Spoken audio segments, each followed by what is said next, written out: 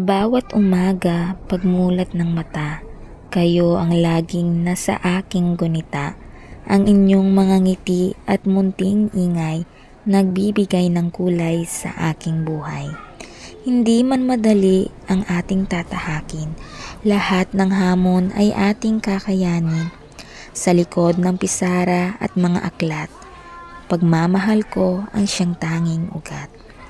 Kayo ang dahilan kung ba't ako narito, ang maging liwanag sa inyong mundo.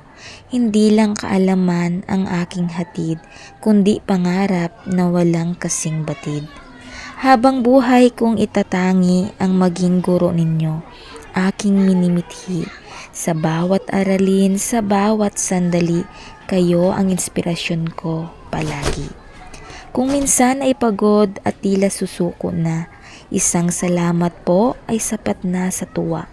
Makita lang kayong may natututunan, iyan ang tunay na kayamanan.